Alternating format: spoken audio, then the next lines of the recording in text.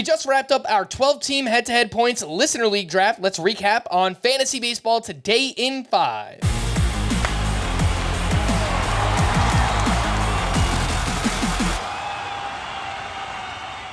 Welcome into FBT in 5 on Wednesday, March 19th. I am Frank Samfold, joined by Chris Towers, and this was a 21-round draft using the CBS standard head-to-head point scoring system and lineups, one of each infield position, 3 outfielders, 1 utility, 5 starting pitchers, 2 relievers, and 5 bench spots. Chris's team, and he was drafting 5th overall, Mitch Garver, Christian Encarnacion Strand, Marcus Semien, Royce Lewis, Bo Bichette. In the outfield, Randy Arozarena, Nolan Jones, Fernando Tatis, and your utility hitter, Jonathan India. Chris, how you feel about your offense? Yeah, so one thing I want to say is I was picking 5th, and we talk a lot about who you should draft at each given spot in the draft, and I want to be clear. Fernando Tatis is not the guy I have ranked 5th in a points league. I have Aaron Judge ahead of him who went later.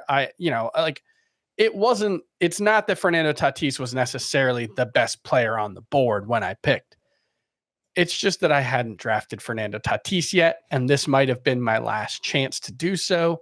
And I want Fernando Tatis on one of my teams, and I also think he has the upside to be one of the 3 best players in a head-to-head points league. You look at what he did over the first 3 years of his career, over 160 game span, he averages around 600 points. That's what you're looking for a first round pick. So Fernando Tatis absolutely has that. And this was also a FOMO pick for me, but he has that upside. I went heavy on offense otherwise early in the draft. And, Semien, Royce Lewis, Bo Bichette, Randy Arozarena, Nolan Jones, those are all guys who are probably better in a Roto league than a points league, but they were all also guys that I think were really good values here, because what you'll tend to see in head-to-head points leagues is players who are really good in Roto, especially guys who steal bases, they might get pushed down your boards a little bit too much in a head-to-head points league. And Scott made a great point on the full podcast talking about this, where there are so many more stolen bases that, you have Julio Rodriguez and Bobby Witt getting pushed up draft boards because they can steal 40, 50 bases. And people tend to think, okay, but that's not as valuable in a head-to-head points league. It is, though. If a guy steals 30 bases, steals are 2 points each. So you do get extra points for that.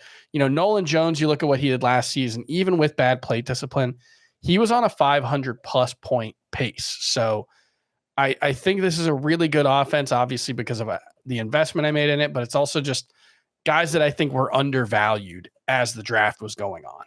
Yeah, I think that's a really good point. And the past couple of years, I continuously take Adolis Garcia in this format because people just sleep on him for whatever. They think, oh, he's not a good points league player. And he always turns out to be pretty good. CJ Abrams, I think, went in the 80s in this draft. Great value on CJ Abrams in this one. Yeah, at that point, it's the thing with CJ Abrams is, even without taking the post June 1st or whatever we usually look at with him, right? We usually look at once he was moved into the leadoff spot. You don't even have to do that. If you just give him, I think if you gave him 155 games, he gets to right around 450 points last year based on his pace.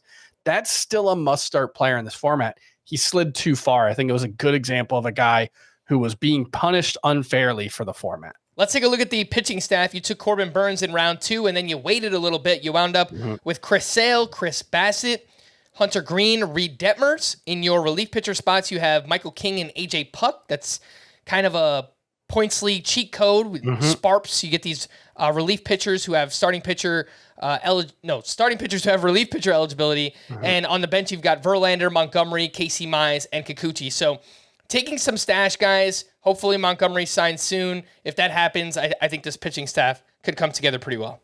Yeah, early on, you see Reed Detmers and Hunter Green in the rotation. It's like, well, that doesn't feel great. But if we get to May and Justin Verlander's fine, and I think he will be, he's had no setbacks since starting the spring late because of that shoulder hiccup, quote unquote.